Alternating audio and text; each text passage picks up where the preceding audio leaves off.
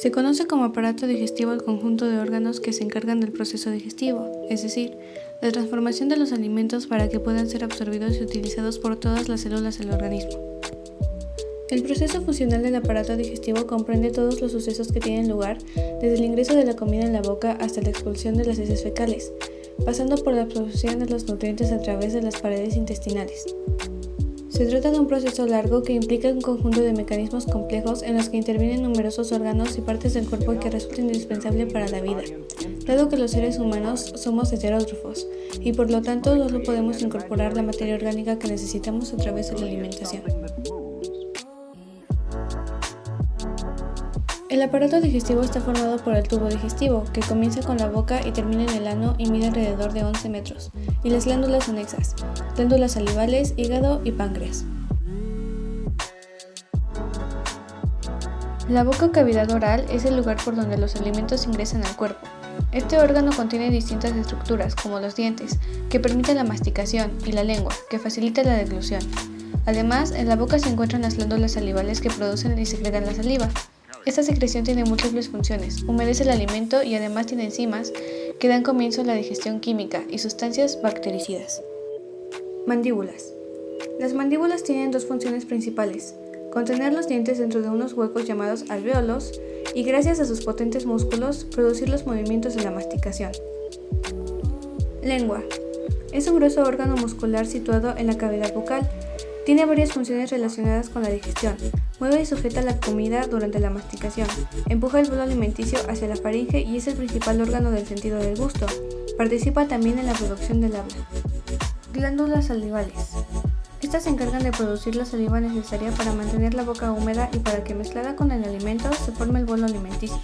Las glándulas salivales son parótida, sublingual y maxilar. Labios. La piel que recubre los labios es muy fina y no tiene glándulas sudoríparas ni pelo.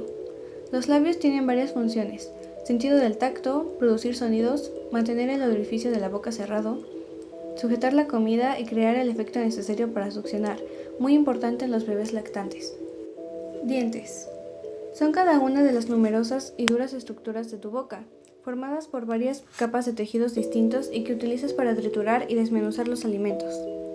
De afuera hacia adentro, la estructura de los dientes es encía, corona, dentina, pulpa, vaso sanguíneo, raíz y nervio. Interior del diente. Inmediatamente debajo del esmalte se sitúa la dentina, que sirve de soporte a la corona y forma las raíces que anclan los dientes a la mandíbula. Las raíces contienen uno o varios canales centrales rellenos de pulpa dentaria, con vasos sanguíneos que alimentan el diente y terminaciones nerviosas responsables de la sensibilidad y la temperatura al dolor. Corona. Es la capa más externa y visible del diente y está recubierta por esmalte. Es más dura incluso que los huesos gracias a que está impregnada de minerales, principalmente fósforo y calcio.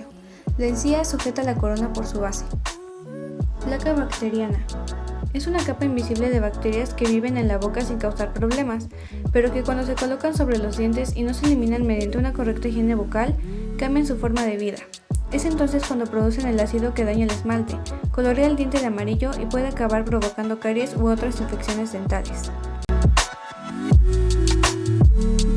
A lo largo del tubo digestivo, los alimentos van recibiendo secreciones provenientes de distintos órganos, que permiten su digestión química. Ya en la boca, las glándulas salivales secretan una enzima que comienza la transformación de los azúcares. El proceso de digestión continúa en el estómago, gracias a la presencia de los jugos gástricos allí secretados.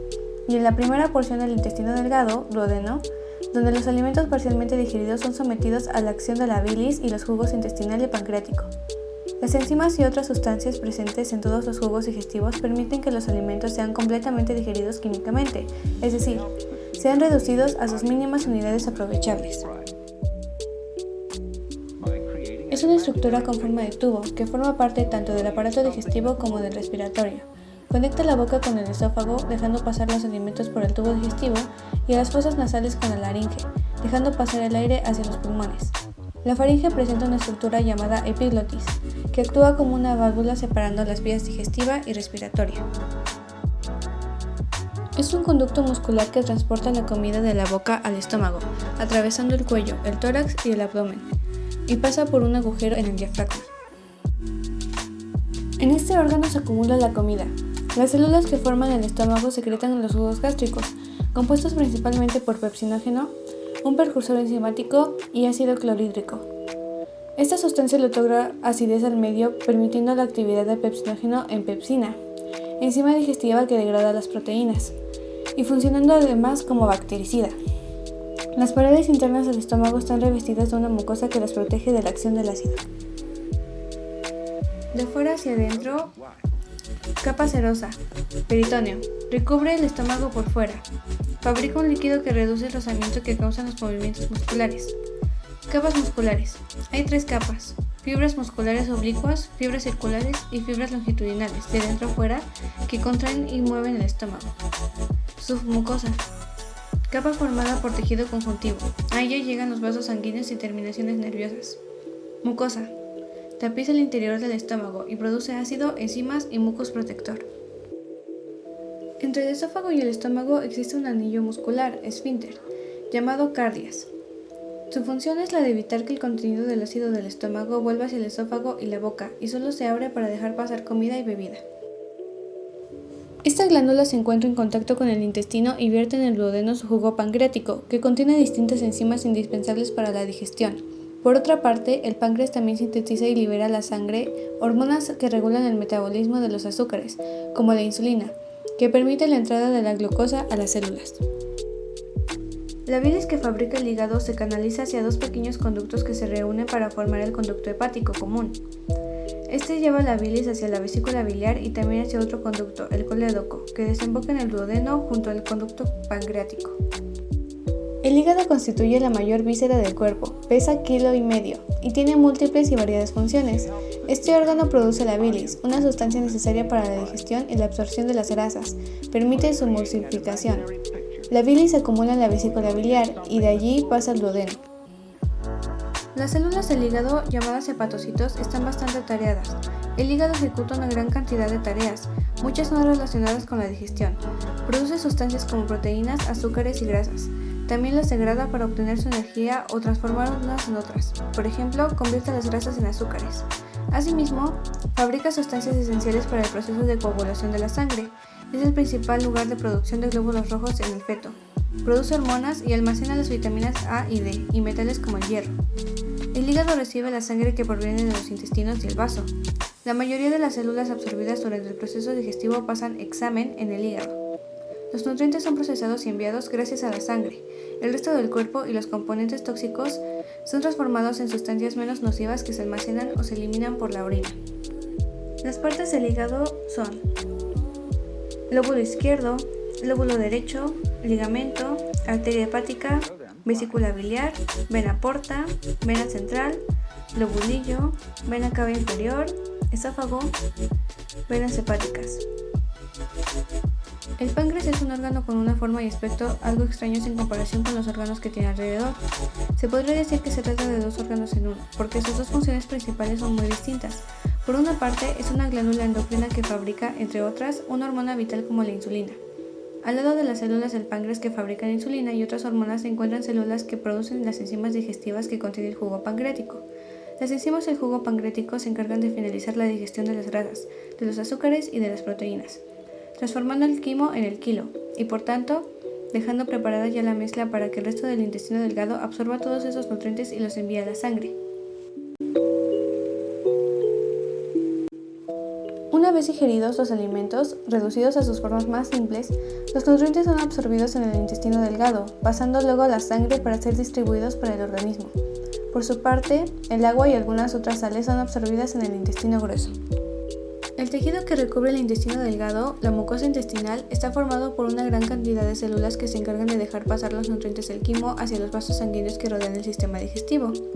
Las proteínas, los azúcares, las grasas, las vitaminas y los minerales van atravesando estas células, con más o menos gasto de energía según su tamaño. Cuando ya han atravesado la pared intestinal, algunos nutrientes pasan directamente a la sangre y otros, como las grasas, entran en el sistema linfático. Al final del viaje por el intestino delgado prácticamente no quedan nutrientes, solo el agua que se invirtió en la digestión y todos los elementos como la fibra vegetal que no pudieron digerirse ni absorberse. Y es en el intestino delgado donde se forman los excrementos al desaparecer casi todo el agua y quedando una masa semisólida formada por material indigerible y bacterias. Esta primera porción del intestino, que mide entre 6 y 7 metros de longitud, comienza en el duodeno y llega hasta la válvula ileocecal, donde se une con el intestino grueso. El intestino delgado está repleto de vellosidades y es el lugar donde se terminan de digerir los alimentos y se produce la absorción de los nutrientes. Este órgano se divide en dos partes. La primera porción es el duodeno, que mide entre 25 y 30 centímetros, y es donde se produce la secreción del jugo intestinal y se reciben las secreciones del páncreas y del hígado. La segunda porción es el yeyuno, ileón, donde se produce la absorción de los nutrientes una vez que han sido digeridos. Interiormente tiene repliegues visibles y múltiples pequeñas expansiones en forma de dedo llamado villi. Es el resto del intestino, que culmina en el recto y mide entre 120 y 160 centímetros de longitud. Este órgano cumple con varias funciones muy importantes para el organismo. Es donde se forman las heces fecales, pero también es la porción del aparato digestivo donde se reabsorbe el agua y las sales. Además, el intestino grueso es el hábitat natural de bacterias que sintetizan vitaminas necesarias para el organismo.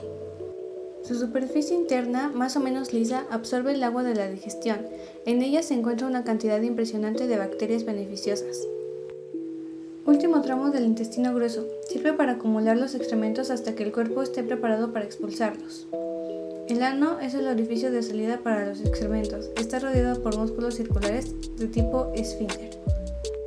El apéndice es una estrecha bolsa en forma de gusanito situada en un extremo del intestino grueso. No tiene ninguna función.